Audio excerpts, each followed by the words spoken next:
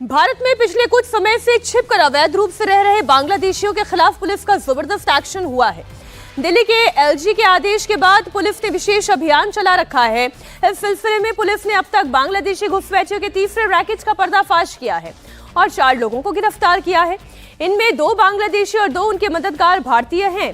Police के मुताबिक इस रैकेट का सरगना अनीश शेख है, जो अपने भाई की मदद से बांग्लादेश से घुसपैठियों को डंकी रूट से भारत लाता था। पुलिस ने आज इस रैकेट के पूरे मॉडस ऑपरेंडी को आज इसका खुलासा कर दिया। दिल्ली पुलिस ने विस्तार से बताया कि कैसे ये रैकेट दिल्ली और एनसीआर के अंदर काम कर रहा था। दिल्ली के एलजी के आदेश पर दिल्ली पुलिस ने बांग्लादेशी घुसपैठियों के खिलाफ ये मुहिम शुरू की है। दिल्ली के एलजी ने 2 महीने के अंदर, जी हां, टाइम लिमिट तय की है।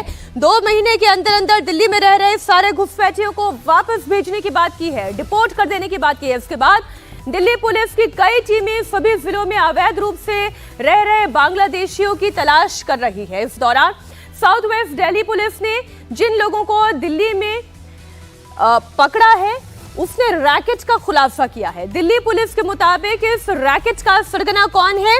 वो है अनीश शेख। ये है मास्टरमाइंड, जिसका चेहरा इस वक्त आप देख रहे हैं। अनीस अपनी बीवी की मदद से ये रैकेट चला रहा था। इस रैकेट में अनीमुल इस्लाम है। कौन है अनीमुल इस्लाम? वो देखिए। अनीमुल इस्लाम मेघालय से दिल्ली पहुंचाने का जिम्मा अमीनुल इस्लाम के पास था। वो बांग्लादेशियों को दिल्ली पहुंचाता था। सपना कौन है? वो अनीश शेख की पत्नी है।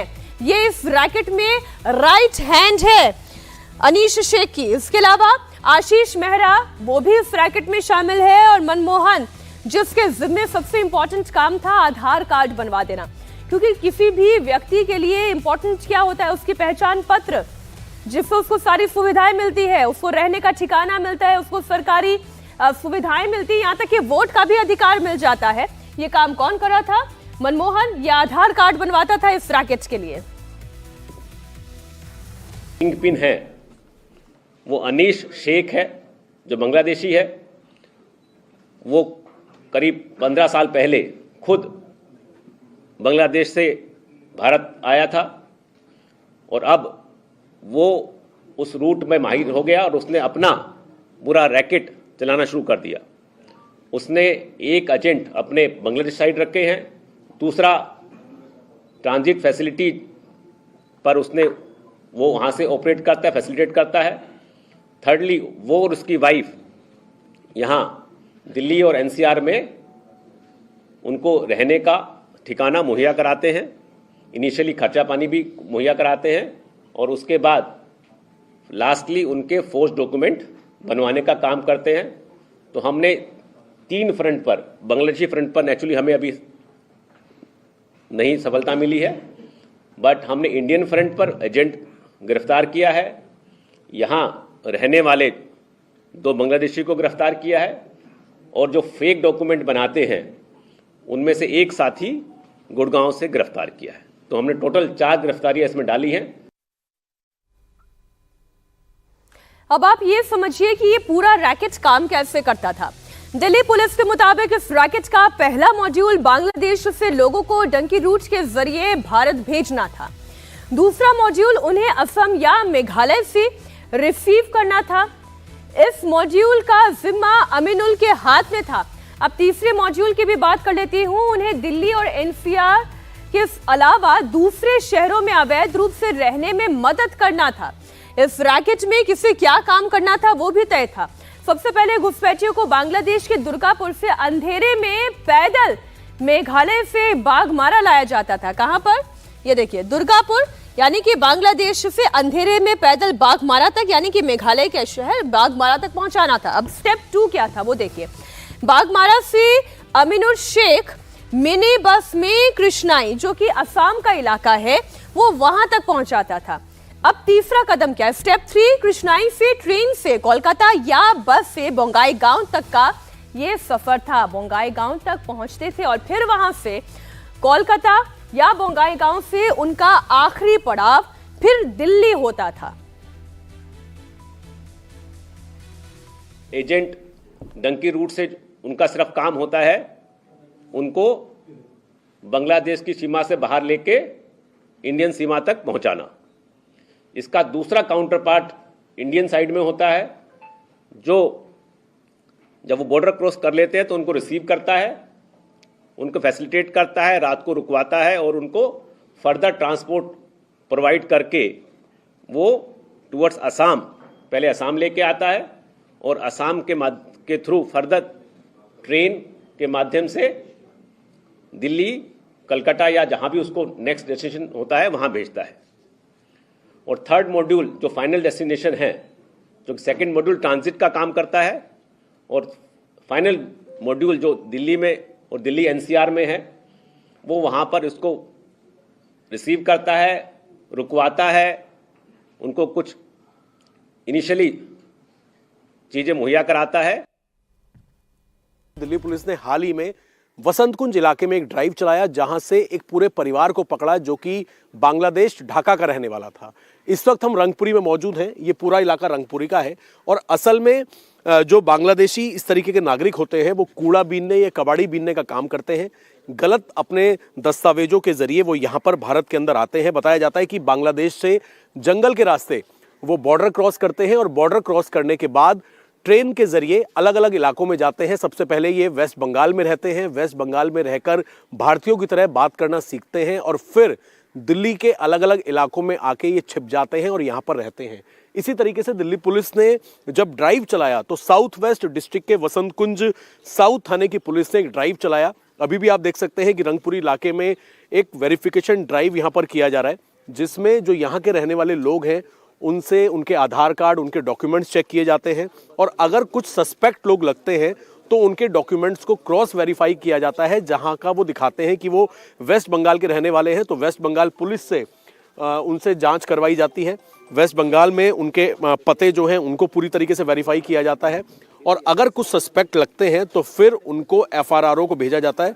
एफआरआरओ यानी कि जो विदेशी नागरिकों की जाँच करती है एक यूनिट, उनके पास भेजा जाता है। और ऐसे ही 8 लोगों के बारे में पता लगा जब ये ड्राइव इस तरीके से पुलिस ने की, सबके डॉक्यूमेंट्स चेक किए तो पुलिस ने 400 लोगों के डॉक्यूमेंट्स जो हैं वो अलग अलग जगह की जांच की, जिसमें ज़्यादातर वेस्ट बंगाल के रहने वाले लोग थे। उन 400 डॉक्यूमेंट्स में से ऐसा एक परिवार मिला जिसका नाम जहांगीर और उनकी पत्नी परीना, ये वेस्ट बंगाल का अपने आप को बताते थे। और यहाँ पर आप ये घर देखेंगे तो रंगपुरी के अंदर एक यहाँ पर घर था। मकान मालिक को उन्होंने ये कहा कि वो बंगाल के रहने वाले हैं। जो जहांगीर नाम का शख्स बताया जा रहा है कि वो पहले जंगल के रास्ते बॉर्डर क्रॉस उसने किया, भारत के सीमा के अंदर एंट्री की और एंट्री करने के बाद वेस्ट बंगाल में वो रहा और उसके बाद वो दिल्ली पहुंच गया। इसके बाद इसी रूट से यानी कि जंगलों के रास्ते होते हुए वापस वो बांग्लादेश गया और वहां से अपनी पत्नी और अपने 6 बच्चों को लेके वापस वो भारत के अंदर पहुंचा और फिर दिल्ली में रंगपुरी इलाके के अंदर ये जो आप घर देख रहे हैं, इस घर में छोटे छोटे 2 कमरे हैं जिसमें वो यहाँ पर किराए पर रह रहे थे। और ये बताया हुआ था मकान मालिक को कि वो वेस्ट बंगाल के रहने वाले हैं। उनकी भाषा, जो हमने यहाँ के जो मकान मालिक हैं उनसे जो हमने बात की, उनका भी ये कहना है कि उनकी भाषा बिल्कुल आम भारतीय की तरह थी।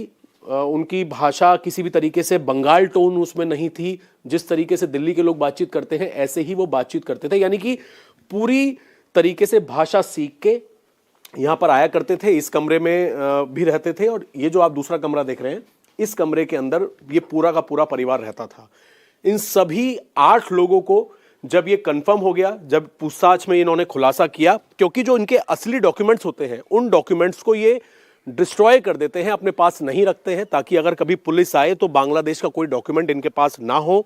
और उसके बाद जब कंफर्म हो गया कि ये बांग्लादेश के रहने वाले हैं तो फिर इन्हें एफआरआरओ यूनिट के पास भेजा गया। एक सेंटर होता है जहां पर बांग्लादेश के लोगों को रखा जाता है और फिर इनको वापस बांग्लादेश डिपोर्ट कर दिया जाता है। रंगपुरी से जिस शख्स को पुलिस ने गिरफ्तार किया उसका नाम जहांगीर है। रंगपुरी में वो अपनी पत्नी और 6 बच्चों के साथ 4 महीने से रह रहा था। जिस घर में जहांगीर रहता था उसके मकान मालिक का कहना है कि वो हम लोगों की तरह ही भाषा बोलता था, जिसकी वजह से उस पर कभी कोई शक नहीं हुआ। क्या नाम है आपका? कृष्णा। कृष्णा जी, ये रंगपुरी में आपका मकान है? हाँ हाँ जी, हाँ हाँ।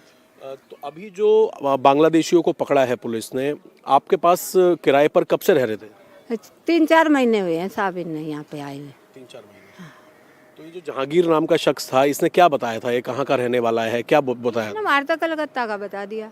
कलकत्ता। हाँ बस ही, हमें तो और आईडी उसके पास थी नहीं जी, नहीं दी हमारे से। उन्होंने बोला मेरे पास आईडी नहीं है, हमारी खो गई। अच्छा। बस यो ठिया था उनका, यहाँ बैठते थे, यो पड़ा था, यो कमरा ले रखा। तो कितने लोग थे परिवार में? परिवार में 2 लड़कियाँ थी, 4 लड़के थे, एक छोटा था, 3 बड़े थे। और हस्बैंड वाइफ? हाँ भाई। कभी आपको लगा कि वो बांग्लादेश के रहने वाले हैं, या भाषा कैसी थी उनकी? नहीं सर, उनकी भाषा हमारे एक तरिया बोलते थे, हमारी तो समझ में आती थी उनकी भाषा, अगर उसी होती तो हमें समझ में नहीं आती।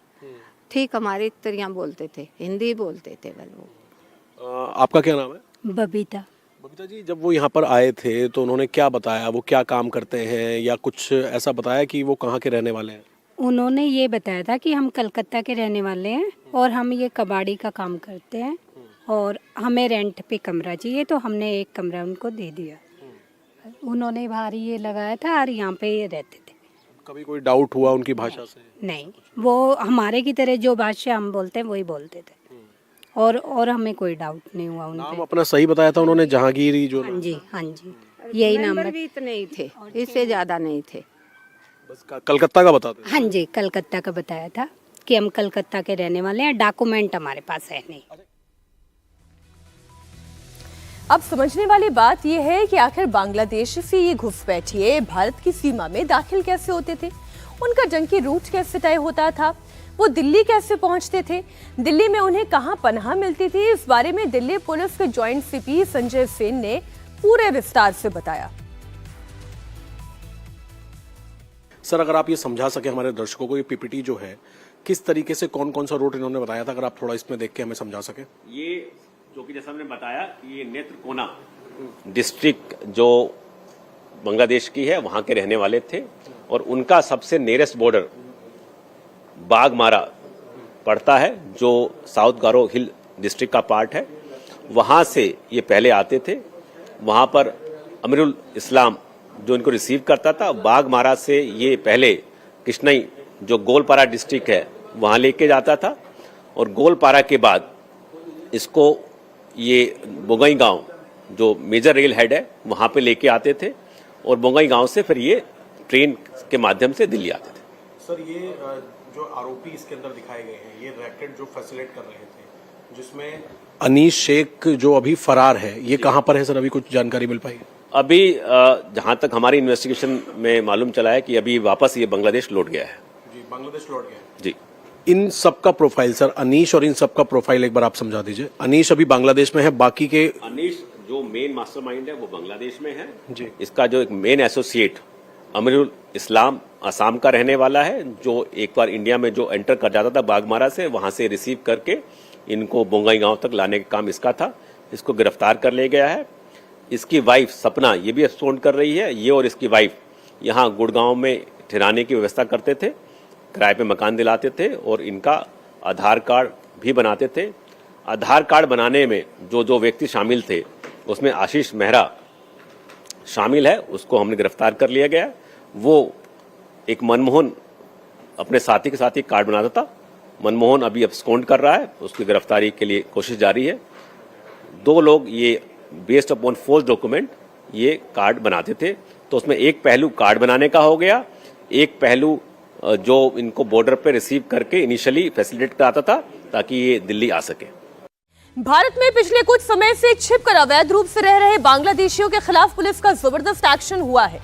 दिल्ली के एलजी के आदेश के बाद पुलिस ने विशेष अभियान चला रखा है। इस सिलसिले में पुलिस ने अब तक बांग्लादेशी घुसपैठियों के तीसरे रैकेट का पर्दाफाश किया है और 4 लोगों को गिरफ्तार किया है। इनमें 2 बांग्लादेशी और 2 उनके मददगार भारतीय हैं। पुलिस के मुताबिक इस रैकेट का सरगना अनीश शेख है, जो अपने भाई की मदद से बांग्लादेश से घुसपैठियों को डंकी रूट से भारत लाता था। पुलिस ने आज इस रैकेट के पूरे मॉडस ऑपरेंडी को आज इसका खुलासा कर दिया। दिल्ली पुलिस ने विस्तार से बताया कि कैसे ये रैकेट दिल्ली और एनसीआर के अंदर काम कर रहा था। दिल्ली के एलजी के आदेश पर दिल्ली पुलिस ने बांग्लादेशी घुसपैठियों के खिलाफ ये मुहिम शुरू की है। दिल्ली के एलजी ने 2 महीने के अंदर अंदर, जी हां, टाइम लिमिट तय की है। 2 महीने के अंदर अंदर दिल्ली में रह रहे सारे घुसपैठियों को वापस भेजने की बात की है, डिपोर्ट कर देने की बात की है। इसके बाद दिल्ली पुलिस की कई टीमें सभी जिलों में अवैध रूप से रह रहे बांग्लादेशियों की तलाश कर रही है। इस दौरान साउथ वेस्ट दिल्ली पुलिस ने जिन लोगों को दिल्ली में पकड़ा है उसने रैकेट का खुलासा किया है। दिल्ली पुलिस के मुताबिक इस रैकेट का सरगना कौन है?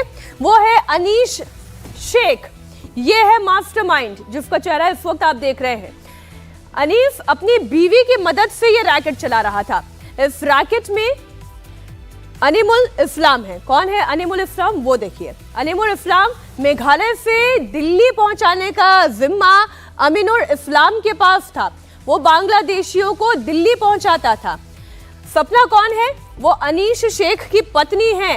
ये इस रैकेट में राइट हैंड है अनीश शेख की। इसके अलावा आशीष मेहरा वो भी इस रैकेट में शामिल है, और मनमोहन जिसके जिम्मे सबसे इंपॉर्टेंट काम था आधार कार्ड बनवा देना, क्योंकि किसी भी व्यक्ति के लिए इंपॉर्टेंट क्या होता है? उसकी पहचान पत्र, जिससे उसको सारी सुविधाएं मिलती है, उसको रहने का ठिकाना मिलता है, उसको सरकारी सुविधाएं मिलती है, यहाँ तक कि वोट का भी अधिकार मिल जाता है। ये काम कौन कर रहा था? मनमोहन। ये आधार कार्ड बनवाता था इस रैकेट के लिए। किंगपिन है वो अनीश शेख है, जो बांग्लादेशी है। वो करीब 15 साल पहले खुद बांग्लादेश से भारत आया था, और अब वो उस रूट में माहिर हो गया और उसने अपना पूरा रैकेट चलाना शुरू कर दिया। उसने एक एजेंट अपने बांग्लादेश साइड रखे हैं, दूसरा ट्रांजिट फैसिलिटी पर उसने वो वहाँ से ऑपरेट करता है, फैसिलिटेट करता है। थर्डली वो और उसकी वाइफ यहाँ दिल्ली और एनसीआर में उनको रहने का ठिकाना मुहैया कराते हैं। इनिशियली खर्चा पानी भी मुहैया कराते हैं, और उसके बाद लास्टली उनके फोर्स डॉक्यूमेंट बनवाने का काम करते हैं। तो हमने 3 फ्रंट पर, बांग्लादेशी फ्रंट पर नेचुरली हमें अभी नहीं सफलता मिली है, बट हमने इंडियन फ्रंट पर एजेंट गिरफ्तार किया है। यहाँ रहने वाले 2 बांग्लादेशी को गिरफ्तार किया है, और जो फेक डॉक्यूमेंट बनाते हैं उनमें से एक साथी गुड़गांव से गिरफ्तार किया है। तो हमने टोटल 4 गिरफ्तारियां इसमें डाली हैं। अब आप ये समझिए कि ये पूरा रैकेट काम कैसे करता था। दिल्ली पुलिस के मुताबिक इस रैकेट का पहला मॉड्यूल बांग्लादेश से लोगों को डंकी रूट के जरिए भारत भेजना था। दूसरा मॉड्यूल उन्हें असम या मेघालय से रिसीव करना था। इस मॉड्यूल का जिम्मा अमीनुल के हाथ में था। अब तीसरे मॉड्यूल की भी बात कर लेती हूँ। उन्हें दिल्ली और एनसीआर के अलावा दूसरे शहरों में अवैध रूप से रहने में मदद करना था। इस रैकेट में किसे क्या काम करना था वो भी तय था। सबसे पहले घुसपैठियों को बांग्लादेश के दुर्गापुर से अंधेरे में पैदल मेघालय से बाघमारा लाया जाता था। कहां पर? ये देखिए, दुर्गापुर, यानी कि बांग्लादेश से अंधेरे में पैदल बाघमारा तक, यानी कि मेघालय के शहर बाघमारा तक पहुंचाना था। अब स्टेप 2 क्या था वो देखिए। बाघमारा से अमीनुल शेख मिनी बस में कृष्णाई, जो कि असम का इलाका है, वो वहां तक पहुंचाता था। अब तीसरा कदम क्या है? स्टेप 3, कृष्णाई से ट्रेन से कोलकाता या बस से बोंगाई गांव तक का ये सफर था। बोंगाई गांव तक पहुंचते थे और फिर वहां से कोलकाता या बोंगाई गांव से उनका आखिरी पड़ाव फिर दिल्ली होता था। एजेंट डंकी रूट से उनका सिर्फ काम होता है उनको बांग्लादेश की सीमा से बाहर लेके इंडियन सीमा तक पहुंचाना। इसका दूसरा काउंटर पार्ट इंडियन साइड में होता है, जो जब वो बॉर्डर क्रॉस कर लेते हैं तो उनको रिसीव करता है, उनको फैसिलिटेट करता है, रात को रुकवाता है, और उनको फर्दर ट्रांसपोर्ट प्रोवाइड करके वो टुवर्ड्स असम, पहले असम लेके आता है, और असम के थ्रू फर्दर ट्रेन के माध्यम से दिल्ली, कलकत्ता या जहां भी उसको नेक्स्ट डेस्टिनेशन होता है वहां भेजता है। और थर्ड मॉड्यूल जो फाइनल डेस्टिनेशन है, जो सेकंड मॉड्यूल ट्रांजिट का काम करता है, और फाइनल मॉड्यूल जो दिल्ली में और दिल्ली एनसीआर में है, वो वहाँ पर इसको रिसीव करता है, रुकवाता है, उनको कुछ इनिशियली चीज़ें मुहैया कराता है। दिल्ली पुलिस ने हाल ही में वसंत कुंज इलाके में एक ड्राइव चलाया जहां से एक पूरे परिवार को पकड़ा जो कि बांग्लादेश ढाका का रहने वाला था। इस वक्त हम रंगपुरी में मौजूद हैं। ये पूरा इलाका रंगपुरी का है और असल में जो बांग्लादेशी इस तरीके के नागरिक होते हैं वो कूड़ा बीनने या कबाड़ी बीनने का काम करते हैं। गलत अपने दस्तावेजों के जरिए वो यहाँ पर भारत के अंदर आते हैं। बताया जाता है कि बांग्लादेश से जंगल के रास्ते वो बॉर्डर क्रॉस करते हैं और बॉर्डर क्रॉस करने के बाद ट्रेन के जरिए अलग अलग इलाकों में जाते हैं। सबसे पहले ये वेस्ट बंगाल में रहते हैं। वेस्ट बंगाल में रहकर भारतीयों की तरह बात करना सीखते हैं और फिर दिल्ली के अलग अलग इलाकों में आके ये छिप जाते हैं और यहाँ पर रहते हैं।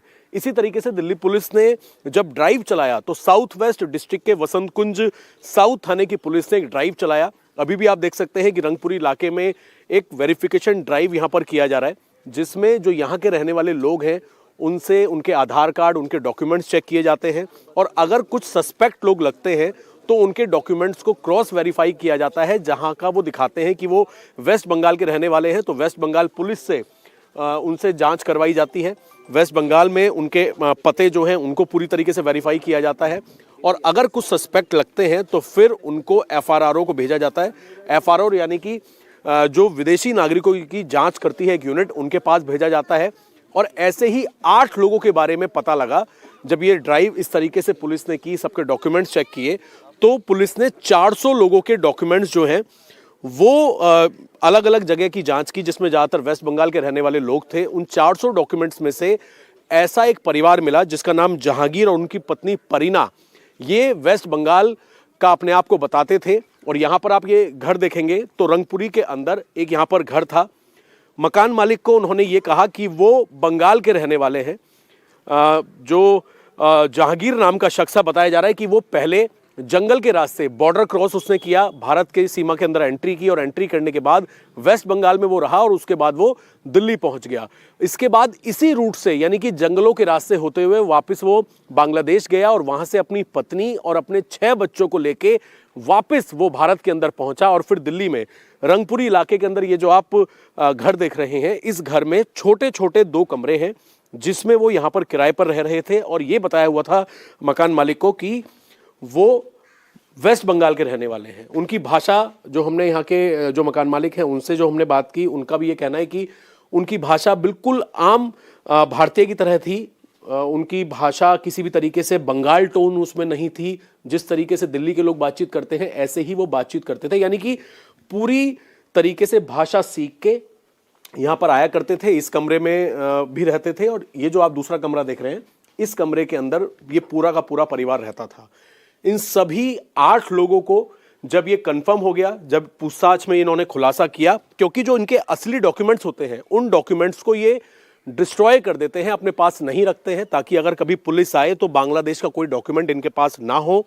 और उसके बाद जब कंफर्म हो गया कि ये बांग्लादेश के रहने वाले हैं तो फिर इन्हें FRRO यूनिट के पास भेजा गया। एक सेंटर होता है जहां पर बांग्लादेश के लोगों को रखा जाता है और फिर इनको वापस बांग्लादेश डिपोर्ट कर दिया जाता है। रंगपुरी से जिस शख्स को पुलिस ने गिरफ्तार किया उसका नाम जहांगीर है। रंगपुरी में वो अपनी पत्नी और 6 बच्चों के साथ 4 महीने से रह रहा था। जिस घर में जहांगीर रहता था उसके मकान मालिक का कहना है कि वो हम लोगों की तरह ही भाषा बोलता था, जिसकी वजह से उस पर कभी कोई शक नहीं हुआ। क्या नाम है आपका? कृष्णा। कृष्णा जी। कृष्णा जी, ये रंगपुरी में आपका मकान है? हाँ हाँ जी, हाँ हाँ। तो अभी जो बांग्लादेशियों को पकड़ा है पुलिस ने, आपके पास किराए पर कब से रह रहे थे? 3-4 महीने हुए हैं साहब इन्हें यहाँ पे आए हुए। 3-4 महीने। तो ये जो जहांगीर नाम का शख्स था, इसने क्या बताया था? ये कहाँ का रहने वाला है, क्या बताया? हमारे तो कलकत्ता का बता दिया। कलकत्ता। हाँ बस ही, हमें तो और ID उसके पास थी नहीं जी, नहीं दी हमारे से। उन्होंने बोला मेरे पास ID नहीं है, हमारी खो गई। बस यो ठिया था उनका, यहाँ बैठते थे, यो पड़ा था, यो कमरा ले रखा। तो कितने लोग थे परिवार में? परिवार में 2 लड़कियां थी, 4 लड़के थे, एक छोटा था, 3 बड़े थे। और हस्बैंड वाइफ? हस्बैंड, हाँ भाई। कभी आपको लगा कि वो बांग्लादेश के रहने वाले हैं या भाषा कैसी थी उनकी? नहीं सर, उनकी भाषा हमारे एक तरिया बोलते थे, हमारी तो समझ में आती थी। उनकी भाषा अगर उसी होती तो हमें समझ में नहीं आती। ठीक हमारी तरह बोलते थे, हिंदी बोलते थे वो। आपका क्या नाम है? बबीता। बबीता जी, जब वो यहाँ पर आए थे तो उन्होंने क्या बताया, वो क्या काम करते हैं या कुछ ऐसा बताया कि वो कहाँ के रहने वाले हैं? उन्होंने ये बताया था कि हम कलकत्ता के रहने वाले हैं और हम ये कबाड़ी का काम करते हैं और हमें रेंट पे कमरा चाहिए, तो हमने एक कमरा उनको दे दिया। उन्होंने बाहर ये लगाया था और यहाँ पे ये रहते थे। कभी कोई डाउट हुआ उनकी भाषा से? नहीं, वो हमारे की तरह जो भाषा हम बोलते हैं वही बोलते थे और हमें कोई डाउट नहीं हुआ उन नाम पे। अपना सही बताया था उन्होंने, जहांगीरी जो हाँ जी, हाँ जी, यही नाम मेंबर भी इतने ही थे, इससे ज्यादा नहीं थे। बस कलकत्ता का बताते थे। हाँ जी, कलकत्ता का बताया था कि हम कलकत्ता के रहने वाले हैं, डॉक्यूमेंट हमारे पास है नहीं। अब समझने वाली बात यह है कि आखिर बांग्लादेश से ये घुसपैठिए भारत की सीमा में दाखिल कैसे होते थे, उनका जंगी रूट कैसे तय होता था, वो दिल्ली कैसे पहुंचते थे, दिल्ली में उन्हें कहां पनाह मिलती थी। इस बारे में दिल्ली पुलिस के जॉइंट सीपी संजय सेन ने पूरे विस्तार से बताया। सर, अगर आप ये समझा सके हमारे दर्शकों को, ये पीपीटी जो है किस तरीके से कौन कौन सा रूट इन्होंने बताया था, अगर आप थोड़ा इसमें देख के हमें समझा सके। ये जो कि जैसा हमने बताया, ये नेत्रकोना डिस्ट्रिक्ट जो बांग्लादेश की है वहां के रहने वाले थे और उनका सबसे नियरेस्ट बॉर्डर बागमारा पड़ता है, जो साउथ गारो हिल डिस्ट्रिक्ट का पार्ट है। वहां से ये पहले आते थे, वहां पर अमीरुल इस्लाम जो इनको रिसीव करता था। बागमारा से ये पहले कृष्णई जो गोलपारा डिस्ट्रिक्ट है वहां लेके जाता था और गोलपारा के बाद इसको ये बोंगई गांव जो मेजर रेल हेड है वहां पे लेके आते थे और बोंगई गांव से फिर ये ट्रेन के माध्यम से दिल्ली आते थे। सर, ये जो आरोपी इसके अंदर दिखाए गए हैं, ये रैकेट जो फैसिलिटेट कर रहे थे, जिसमें अनीश शेख जो अभी फरार है, ये कहां पर है सर? अभी कुछ जानकारी मिल पाई? अभी जहां तक हमारी इन्वेस्टिगेशन में मालूम चला है कि अभी वापस ये बांग्लादेश लौट गया है। जी, बांग्लादेश लौट गया है। जी। इन सबका प्रोफाइल सर, अनीश और इन सबका प्रोफाइल एक बार आप समझा दीजिए। अनीश अभी बांग्लादेश में है, बाकी के? अनीश जो मेन मास्टरमाइंड है वो बांग्लादेश में है जी। इसका जो एक मेन एसोसिएट अमीरुल इस्लाम असम का रहने वाला है, जो एक बार इंडिया में जो एंटर कर जाता था बागमारा से, वहां से रिसीव करके इनको बोंगई गांव तक लाने का काम इसका था। इसको गिरफ्तार कर ले गया है। इसकी वाइफ सपना ये भी एक्सपोर्ट कर रही है। ये और इसकी वाइफ यहाँ गुड़गांव में ठहराने की व्यवस्था करते थे, किराए पे मकान दिलाते थे और इनका आधार कार्ड भी बनाते थे। आधार कार्ड बनाने में जो जो व्यक्ति शामिल थे उसमें आशीष मेहरा शामिल है, उसको हमने गिरफ्तार कर लिया गया। वो एक मनमोहन अपने साथी के साथ ही कार्ड बनाता था। मनमोहन अभी एब्सकॉन्ड कर रहा है, उसकी गिरफ्तारी के लिए कोशिश जारी है। 2 लोग ये बेस्ड अपॉन फोर्स डॉक्यूमेंट ये कार्ड बनाते थे, तो उसमें एक पहलू कार्ड बनाने का हो गया, एक पहलू जो इनको बॉर्डर पे रिसीव करके इनिशियली फैसिलिटेट कराता था ताकि ये दिल्ली आ सके।